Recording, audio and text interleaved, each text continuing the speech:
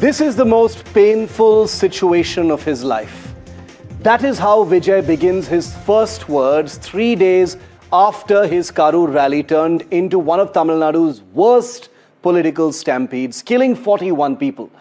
The superstar politician finally broke his silence today, and it is telling that his long cinema-style dialogue is filled with filmy lines and a wounded hero act, not the plain, unvarnished truth one would expect.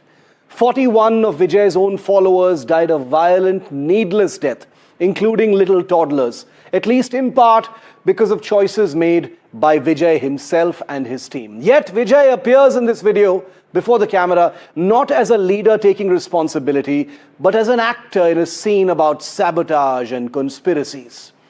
I hear the video was recorded yesterday. There's no confirmation on that.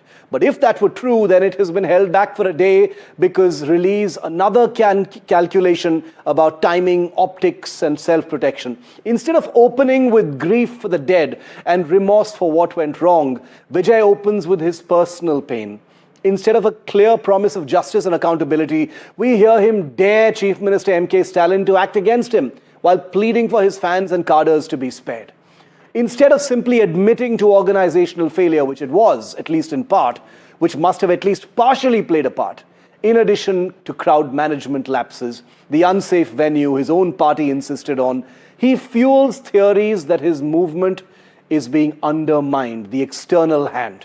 Not once in this video of 4 minutes and 45 seconds released by Vijay does this so-called superstar say, "I am sorry." Not once does he own that it was ultimately his event that turned so deadly. Not once does Vijay promise the bereaved families that their loved ones will not have died in vain. Of course, he promises them compensation and support, but he doesn't speak to them.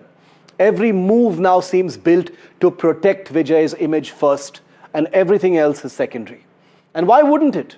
Vijay's supposed rivals, the DMK, the Congress, have made it so easy for him.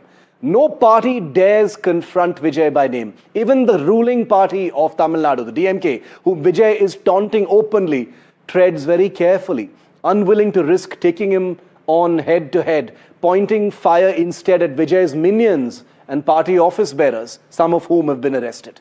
Now that silence from the political class is what emboldens Vijay to treat a mass casualty tragedy as a moment to project the good guy fighting faceless villains. The narrative is familiar, the underdog blocked by a political establishment afraid of his rise. Only this time, 41 real lives were lost. Vijay stands on a razor's edge tonight.